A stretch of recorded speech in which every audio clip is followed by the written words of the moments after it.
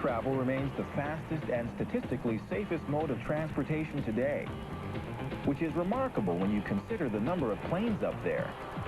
Over North America alone, at a given moment, there can be as many as 5,000 different aircraft in the sky, each one oblivious to the other as they speed to their destination. With so much traffic, you'd wonder why there aren't more mid-air collisions. Thankfully, mid-air collisions are rare, and that's due in large part to these people. They're air traffic controllers, the traffic cops of the sky. So how do they do it? How do they keep the thousands of planes in the sky from running into each other? Well, air traffic control uses some of the same principles we use to control traffic on land.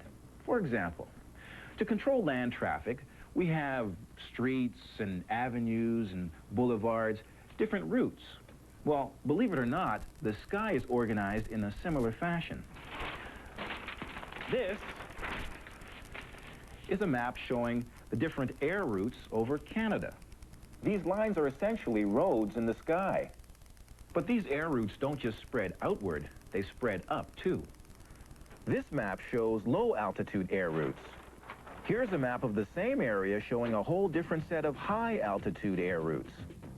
As you can imagine, all these different air routes produce quite a complicated network.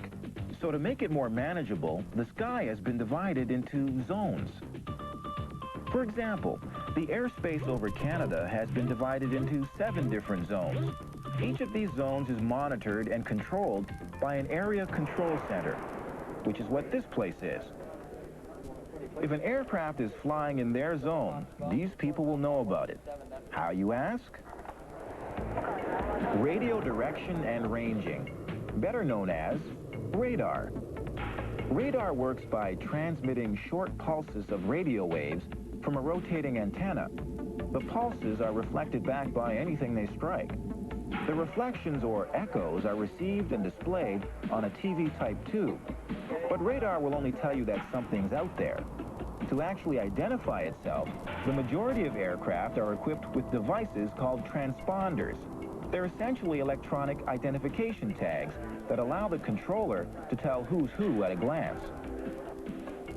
The transponders also transmit the aircraft's speed and altitude. For example, this aircraft is Air Canada 193, flying at an altitude of 29,100 feet and a speed of 430 knots. But you know, there's a lot more to air traffic control than watching a bunch of little green triangles shuffle around a radar screen.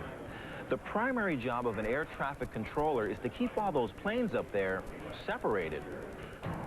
The degree of separation depends on where the aircraft are.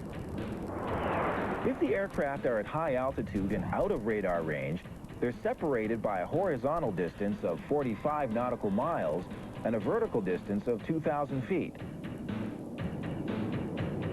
If the aircraft are within radar range, they're separated by 5 nautical miles and 2,000 feet. If they're within 50 kilometers of an airport, or what's called terminal airspace, they're separated by 3 nautical miles and 1,000 feet. These safe distances are maintained through constant communication between the air traffic controller and the pilots. I know what you're thinking. Terminal airspace, tower airspace, what's that all about? Well, remember when I said that the sky was divided into controlled areas? Well, as it turns out, these controlled areas are divided even further. Allow me to explain. When a plane is landing or taking off, it's handled by tower control. Those are the air traffic controllers who sit in the control tower. They generally handle aircraft within about 8 kilometers of the airport. Once a plane flies beyond 8 kilometers of the airport, it's handed over to terminal control. These air traffic controllers handle aircraft within about 50 kilometers of the airport. Beyond that distance, the aircraft is handed over to the area control center.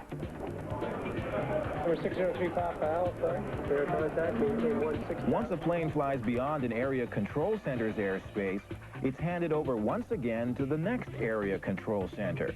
and so on and so on until the plane reaches its destination. Air traffic controllers coordinate this procedure with hundreds of incoming and outgoing flights simultaneously, all the while keeping the airplane separated the required distances.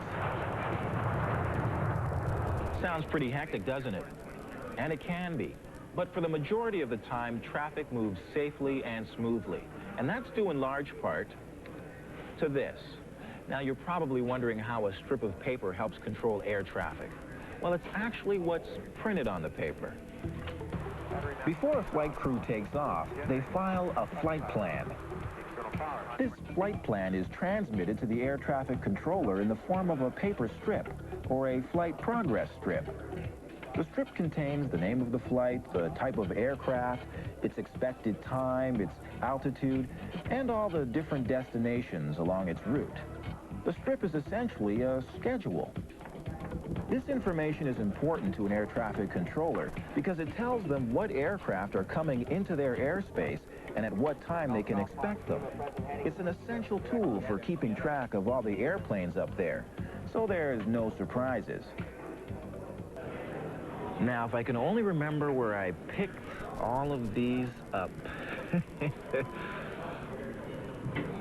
There. Over there, I think one over there.